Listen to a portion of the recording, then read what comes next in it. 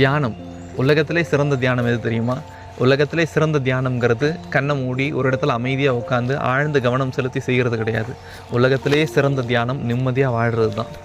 யோசிச்சு பாருங்கள், தியானம் செய்கிறதுக்கான அடிப்படை நோக்கம் என்ன? நம்ம சந்தோஷமாக இருக்கணும், நம்ம நிம்மதியாக இருக்கணும் அப்படிங்கிறது தான்.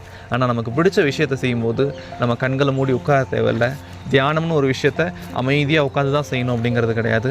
ஒரு சிரிப்போட ஒரு புன்னகையோடு நமக்கு பிடிச்ச விஷயத்தை செய்யும்போது நம்ம தியானத்தில் இருக்க முடியும். இந்த தியானத்தை செய்யும்போது நம்ம அமைதியாக ஒரு இடத்துல உட்கார போகிறது கிடையாது. சிரிச்சுக்கிட்டே இந்த தியானத்தை செய்யலாம், சாப்பிட்டுக்கிட்டே இந்த தியானத்தை செய்யலாம்.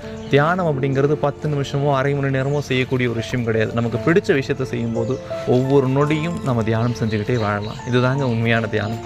உலகத்தில் இருக்கக்கூடிய ஒவ்வொரு மருத்துவமும் இதை பற்றி வெவ்வேறு முறையில் சொல்கிறாங்க. சித்த மருத்துவமும் ஆயுர்வேத மருத்துவமும் வாதம், பித்தம், கபம் அப்படிங்கிற சொற்களால் இதை சொல்கிறாங்க. அக்குபங்சரில் இன் யாங் தத்துவத்தால் இதை விளக்குறாங்க. இதுக்கு ஒரு படி மேலே போய் சுஜோக் மருத்துவத்தினுடைய தந்தை திரு பார் ஜேவ் அவர்கள் என்ன சொல்கிறாரு தெரியுமா?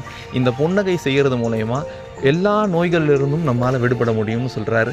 இவர் இந்த புன்னகை அப்படிங்கிற ஒரு விஷயத்தை வைத்து புன்னகை தியானம், அதாவது ஸ்மைல் மெடிடேஷன் அப்படிங்கிற ஒன்று கண்டுபிடிச்சார். இந்த ஸ்மைல் மெடிடேஷன் மூலயமா பல நபர்களை குணப்படுத்தி இருக்கிறாரு. இந்த ஸ்மைல் மெடிடேஷன் செஞ்சு அவர் சுஜோக் அப்படிங்கிற ஒரு பெரிய மருத்துவ முறையை கண்டுபிடிச்சிருக்கிறாரு.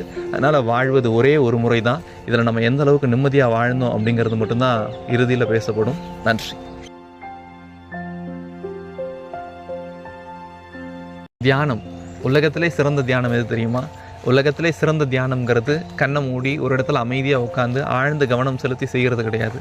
உலகத்திலே சிறந்த தியானம் நிம்மதியாக வாழ்கிறது தான்.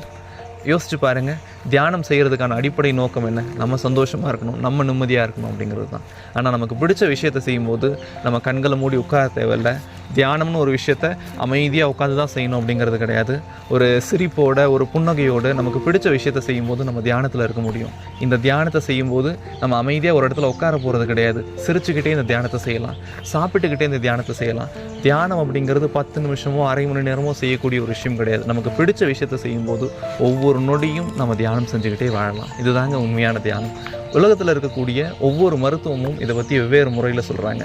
சித்த மருத்துவமும் ஆயுர்வேத மருத்துவமும் வாதம், பித்தம், கபம் அப்படிங்கிற சொற்களால் இதை சொல்கிறாங்க. அக்குபங்சரில் இன் யாங் தத்துவத்தால் இதை விளக்குறாங்க. இதுக்கு ஒரு படி மேலே போய் சுஜோக் மருத்துவத்தினுடைய தந்தை திரு பார் ஜேவ் அவர்கள் என்ன சொல்கிறாரு தெரியுமா? இந்த புன்னகை செய்கிறது மூலயமா எல்லா நோய்களிலிருந்தும் நம்மளால் விடுபட முடியும்னு சொல்கிறாரு. இவர் இந்த புன்னகை அப்படிங்கிற ஒரு விஷயத்தை வைத்து புன்னகை தியானம், அதாவது ஸ்மைல் மெடிடேஷன் அப்படிங்கிற ஒன்று கண்டுபிடிச்சார். இந்த ஸ்மைல் மெடிடேஷன் மூலயமா பல நபர்களை குணப்படுத்தி இருக்கிறாரு. இந்த ஸ்மைல் மெடிடேஷன் செஞ்சு அவர் சுஜோக் அப்படிங்கிற ஒரு பெரிய மருத்துவ முறையை கண்டுபிடிச்சிருக்கிறாரு. அதனால் வாழ்வது ஒரே ஒரு முறை தான்.